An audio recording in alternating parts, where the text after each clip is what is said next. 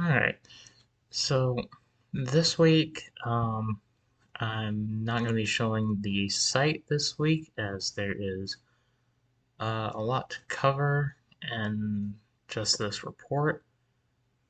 In fact, there's so much that I might end up slightly skimming some parts, but anyways, let's go ahead and get started. So, accomplishments for this reporting period. On the states page, we created a projection based on data from 2004 through 2020. This section projects values for Human Needs Index, unemployment, poverty, and SNAP recipient percent of population 5 years out. So we added in the projection, we reviewed the projections, we backed up the MySQL database to CSV, added a little bit of a brain fart there. A database has average annual H&I, average annual unemployment, average annual poverty data, which, as you can tell, it's written in shorthand there as AVG and then H&I and things like that. Data from 2004 through 2022, but I only have snap data to 2020. So we use projections to fill in null values for SNAP participants for 2021 and 2022. We'll need to document that SNAP recipients are projected for 2021 and 2022, not actuals. Completed project compared projected values between Python, LibreOffice trend calculation, and Excel for validity. We updated the Flask app, index.html, and states.html to allow users to select through 2022 instead of limiting data to 2004 through 2020. Goal was to show post-COVID effects of poverty and unemployment, as there was a steep increase in unemployment in 2020. This effect is seen on the blue line in this following Florida graph, where blue is annual unemployment, yellow is poverty, green is SNAP, and red is HNI, which, as you can see, in that 2020 period, unemployment just shoots up. You can also see in around 2008, during the big recession, unemployment also went way up.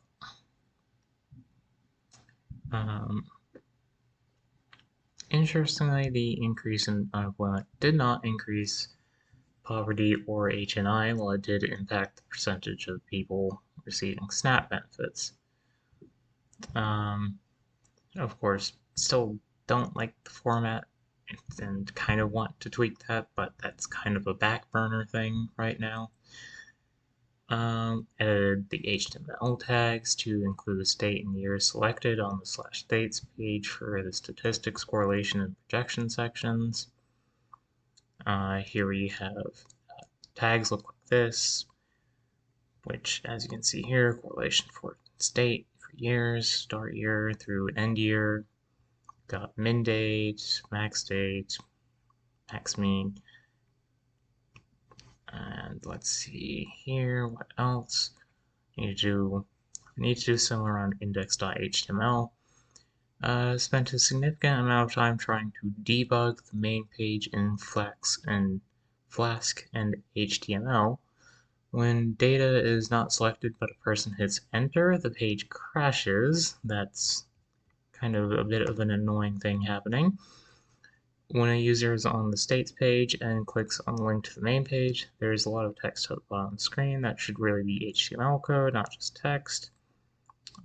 Something clearly has gone wrong, but debugging so far has not trying to debug it so far have not found what exactly went wrong. We've also started working through the machine learning section at W3Schools. And this is the first attempt at a scatter plot using the machine learning.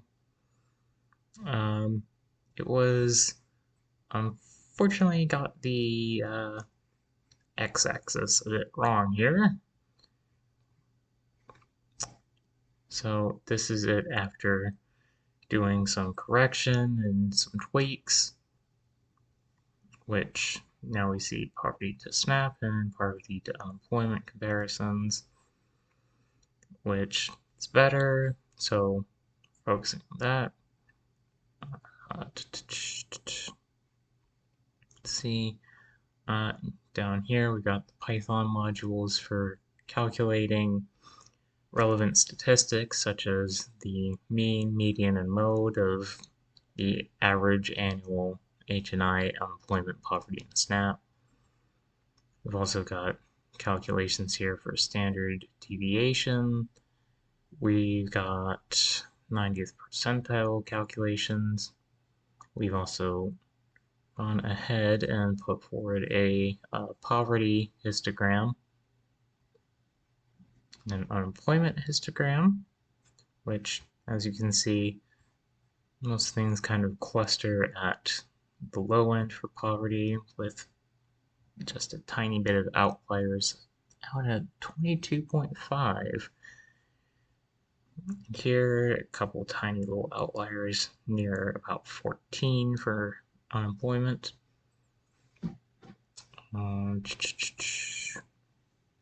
We've got SNAP participants, which is it doesn't quite fit exactly with what we see in these previous histograms, but that could be for any number of reasons. Anyways, now here's the attempt at using machine learning to put together a linear regression, which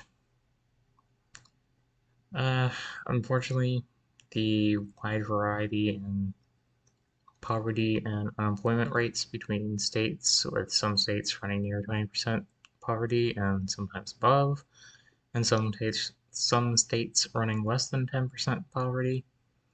However, limiting linear regression to a single state at a time would create an issue with very few records. So we'll probably stick with all states and all dates, but looking at it, it's not that good of a fit. So attempted to do a polynomial regression instead, which, as you can see, is a worse fit.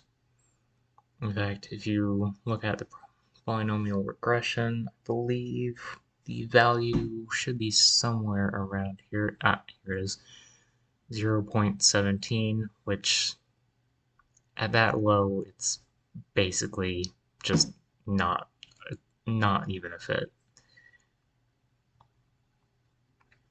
Anyways, here's a bit of the stuff for doing the regression and the prediction on SNAP. This method gives us some of those predicted values that we're using as filler currently, which this shows us about 16.8% of people would need SNAP, which, there's of course other things here. Linear regression, polynomial regression, not going to do that. Multiple regression might be a next thing to try. Let's see.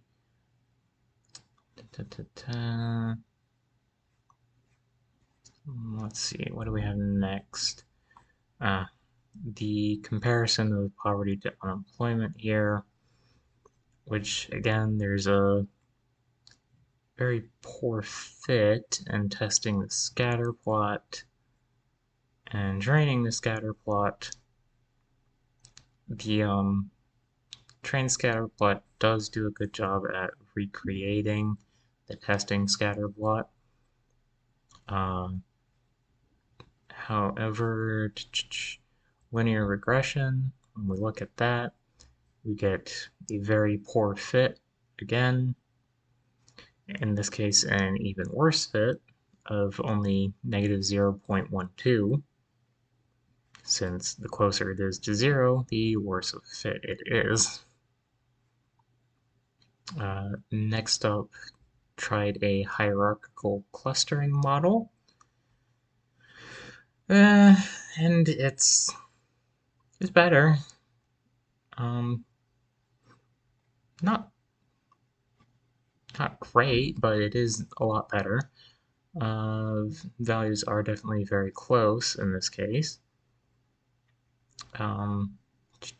Need to go through, oh, right, here it's just saying need to go through the code and clean things up a bit. Accomplishments planned, but not completed. Have not created the map chloropeth. As I was saying, I believe it was last week, I think that's unfortunately going to be cut from the final project because I do not think there is enough time to include that, especially with the new requirements of machine learning. Let's see, tested projecting this. I have not pulled that into the Flask app yet. Yep, just a bit of things here about running some tests on implementing things into the Flask script to pass states.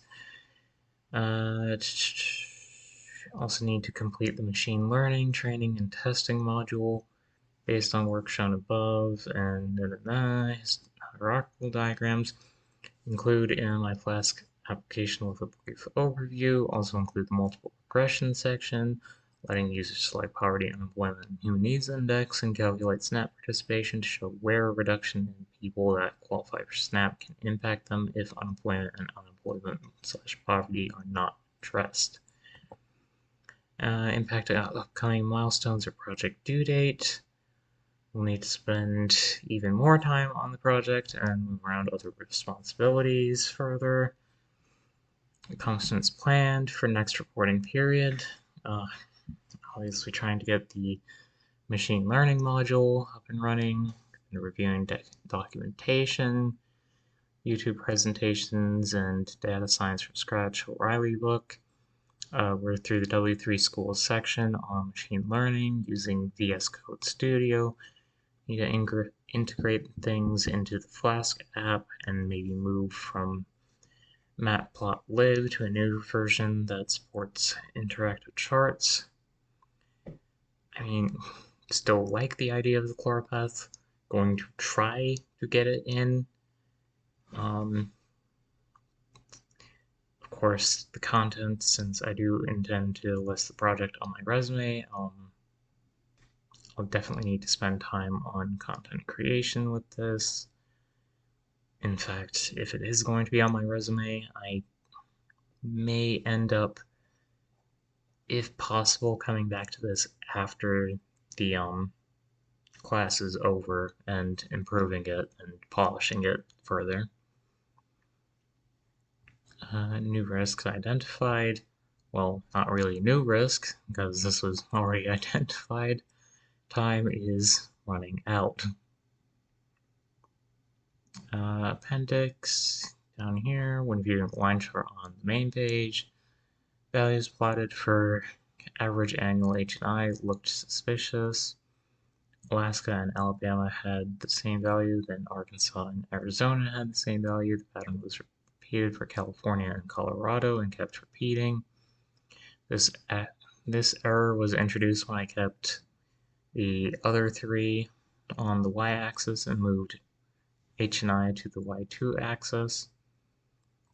Introducing a for loop resolved the problem, and down here is just some of that code, and that is the end of the document. So a lot was gone over this week, and hopefully that covers everything that needs to be covered.